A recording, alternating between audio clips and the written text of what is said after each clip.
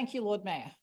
I want to begin my first speech in this chamber of the City of Newcastle Council by acknowledging the traditional custodians of the land whose country we meet, the Awabakal and Warramia peoples. Your histories and enduring connection to these lands and waters are a testament to your strength and resilience. It is the honour of my life to be elected to public office to serve our city in this chamber. I'm grateful for the confidence and trust that my fellow Novocastrians in Ward 2 have placed in me. From Cooks Hill to Katara, Hamilton to Merewether and the communities within, Ward 2 is such a diverse place. As a lifelong Novocastrian in almost 3 decades, living here between Adamstown and Merewether and the communities I've been part of, Ward 2 has shaped me for who I am and given me so much. It has been an enormous journey to get here, and it's truly a privilege to be elected here in this ward. Under Labor's leadership with Councillor Nelms as Lord Mayor, Newcastle has truly seen so much progress in the last decade. Our city is truly on a journey. A lot of great work has been done and there is much more work to do, and I want to bring the people along on the journey. I'm resolute in fighting for Newcastle to be a city where everyone in our community can thrive. To me, that means delivering our vital infrastructure works, supporting local businesses, funding community services, protecting local jobs, promoting our arts and culture, celebrating diversity, and creating a sustainable and livable city for all. I will champion our founding Labor Party values of equality and social justice and the principles of democratic socialism. To our City of Newcastle staff, as a civil engineer working in local government and a delegate for the Local Government Engineers Association, I know just how hard and passionately you all work. I value your expert advice and your service and dedication to our great city. I also want to thank former Councillor Duncan for her contributions to the city since 2017, particularly in the arts and culture space and with live music. This is a legacy to be proud of. The work and achievements of former Councillor Margaret Wood with accessibility and inclusion is an inspiration to me and has set the foundation for a lot of great work to come in the years ahead. To my trans and gender diverse community, we did it. Together, we smashed this lavender glass ceiling in New South Wales.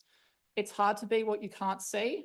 It's certainly hard to be the first in your workplace, let alone the first in the state. We deserve to thrive, and I choose to be visible because seeing people visible in other states and countries helped me believe that I could do this. Also, congratulations to Mitch Wilson on their election in the City of Sydney, and good luck for Sarah McBride in Congress next month in US. There's so much work to be done, and while I may be the first out trans woman elected here in New South Wales, I know it's only a matter of time before we see some Australians that just happen to be trans are elected to our parliaments, in the House, in the Senate, and in the Cabinet. And soon enough, that will be normal and uneventful, as it should be. Finally, a vote of thanks. I stand here today because of the support of the Australian Labor Party, our nation's oldest and greatest political party, and the trade union movement. I want to acknowledge the support of Newcastle Trades Hall and my sisters on the Hunter Workins Women's Committee. I also want to pay tribute to our local MPs, Sharon Clayton, Tim Crackenthorpe, Jodie Harrison, and Sonia Hornery. Your dedication to our city is commendable and your support is deeply appreciated. To my rank and file comrades in Newcastle Labor, thank you for the trust that you have placed in me to be your representative. We got here through the hard work and dedication of our rank and file Labor members and supporters. While I can't hope to thank them all now, special mention must go to my amazing volunteer coordinator, Arden Cassie, James Marshall, Isabel Marshall, James Connor, John Mayo, Kim Coates, Ross Coates, my ticket number 3, Justine Clark, and our mayoral campaign manager, Stephen Moore, as well as amazing young Labor activists and so many others who know who they are.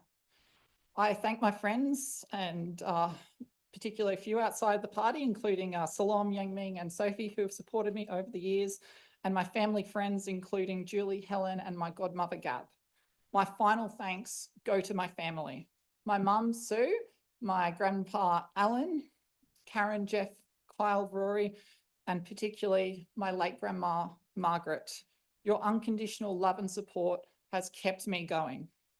You have instilled in me a strong and unyielding commitment to social justice and community service, for which I'm truly grateful. There is so much to be done and so much work to do, and I look forward to working with all our councillors as a team and fighting for Newcastle in the years ahead. Thank you.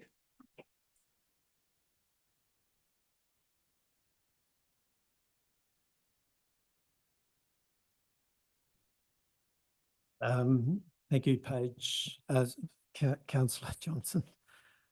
And with the indulgence of Chamber, I'd just like to say it makes me very proud as a Novocastrian that your election happened without any great, no, it was just happened. That's good. And that's the way it should be. Yeah. It says so much about how much we've changed as a city and as a society. Councillor Pringle.